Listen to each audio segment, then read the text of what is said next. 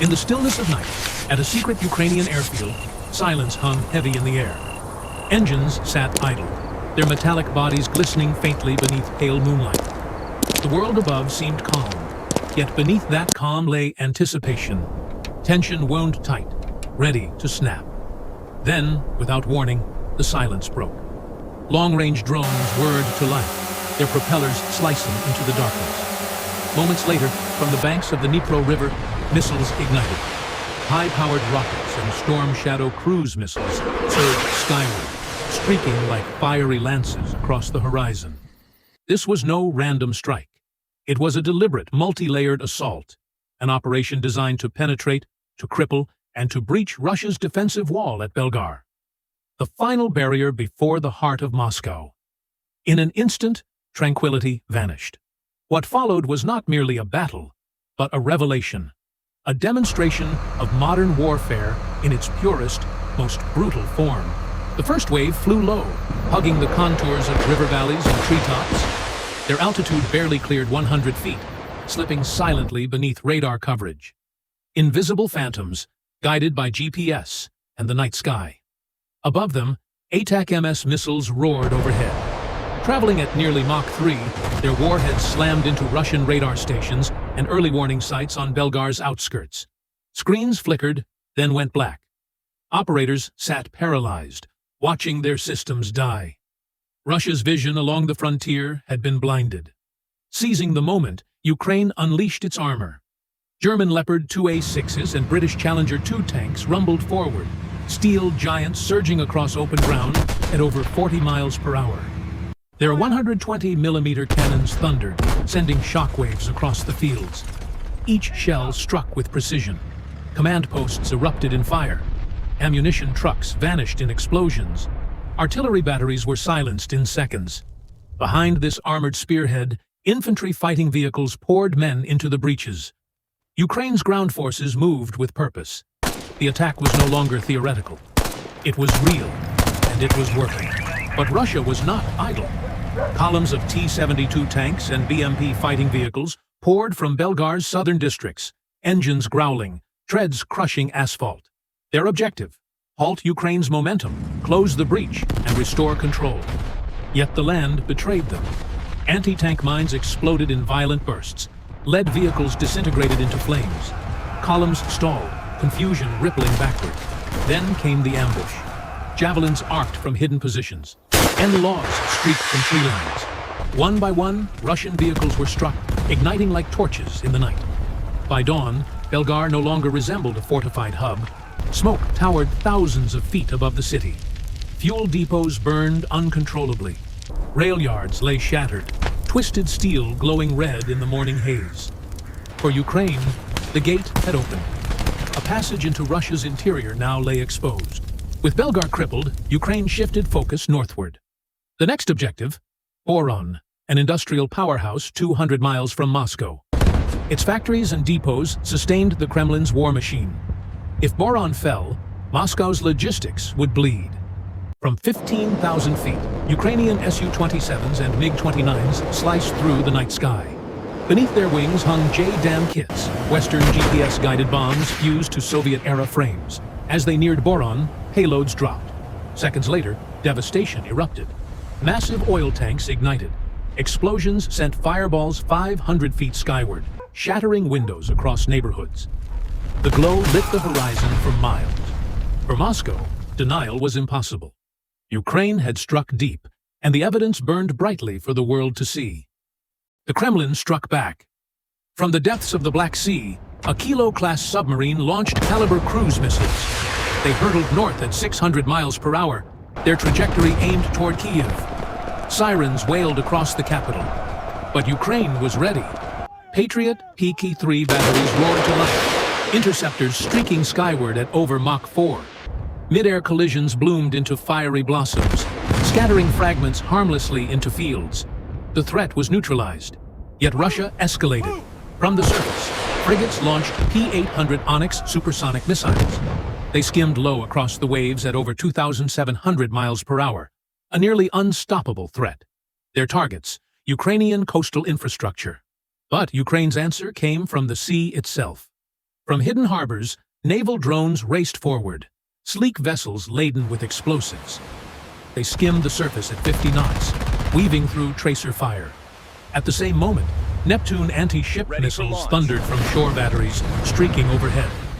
Russian warships faced a nightmare, attacks from above and below. A frigate swerved violently, colliding with another as a Neptune warhead detonated. Flames engulfed its deck. Nearby, a naval drone slammed into a corvette's stern, erupting into a geyser of water and fire. By dawn, the Black Sea was cloaked in smoke. Russia's naval retaliation had fractured. The war was no longer just on land or in the skies. It had shifted to the sea, and Moscow had lost another hand of cards. With Russia distracted at sea, Ukraine launched another blow inland. At 4:28 a.m., long-range drones skimmed treetops, flying barely 200 feet high. Silent, relentless, each carried close to 100 pounds of explosives. Their destination, Tula, barely 100 miles from Moscow. Storm Shadow cruise missiles soon followed. They tore through the night at 600 miles per hour. Within minutes, air bases lit the sky with fire. Shelters crumbled, runways cracked. Fuel depots burned out of control. Russian fighter squadrons were grounded, but the assault did not end in the skies. Go. On the ground, Check. Ukrainian special forces infiltrated communication hubs and relay stations. Explosives detonated. Fiber optic lines went dark. Entire sectors lost contact. Russian commanders shouted into radios that carried only static. The Kremlin's defenses were crumbling, not just physically, but digitally. Ukraine's campaign fused air, land, and cyber into one relentless choreography. The message was unmistakable. Moscow was no longer untouchable. As dawn approached, the unimaginable became reality. Moscow itself came under attack.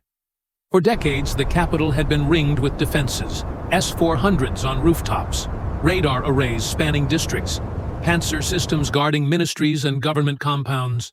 Russian generals boasted of its impregnability. But at 5:41 a.m., alarms wailed across the city. Panzer cannons opened fire, tracer rounds slashing through the air. S-400 missiles launched in deafening bursts, their exhaust bathing districts in an eerie glow. The skyline shimmered as if under a false dawn. Many drones exploded mid-air, fragments falling harmlessly. But not all were intercepted. One struck a southern fuel depot. A fireball erupted, towering above rooftops. Another smashed into Moscow City's glass towers. Shards cascaded downward like glittering rain, smoke curling into the skyline once thought invincible. Russian fighters scrambled. MiG-31s and Su-35s clawed upward. But communications, crippled by earlier strikes, left pilots without clear direction. Jets circled over their burning city, chasing shadows while more drones slipped past beneath them. On the ground, chaos spread. Balconies filled with residents filming the spectacle. Sirens wailed endlessly. Highways clogged with panicked drivers. For ordinary Muscovites, this was unprecedented. Since the Second World War, the capital had never faced fire in its skies.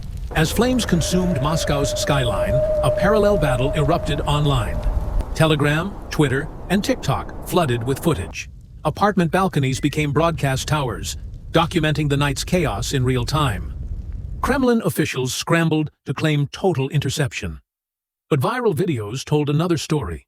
Burning towers, shattered glass, residents screaming as explosions echoed across districts. The propaganda collapsed under its own weight. For Russia's elite, the impact was devastating. If Moscow itself was vulnerable, what remained safe? Oligarchs stared at glowing screens in disbelief. Generals whispered blame in closed rooms.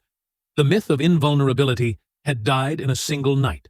The symbolism cut deeper than the damage. For years, Russians were told the war was distant, fought far from their homes. But now, war had arrived in their streets, their skies, their skyline. Ukraine's message was direct, undeniable. The war you unleashed is no longer confined to foreign soil. It is here, in your heartland. Belgor was crippled, Boron burned, and Moscow, the symbol of Russian strength, had been struck. Russia's celebrated air defenses had collapsed in a single campaign. Strategically, the Kremlin had no choice but to redeploy assets inward, stripping the front lines to shield the capital. Its armies stretched thinner, its logistics severed, its confidence shaken. And yet, amid the destruction, Ukrainian forces treated captured Russians not with cruelty, but with resolve. Victory did not require brutality. It required discipline, speed, and layered precision. Above Moscow, as dawn broke, the trails of drones lingered in the sky. They marked more than destruction. They marked a transformation. This was not merely an attack. It was a declaration that the age of impenetrable fortresses was over. That speed, coordination, and intelligence now outweighed brute strength. That in modern warfare, no capital is invulnerable, and no myth of safety can endure. The war had come home, and the balance of power had shifted.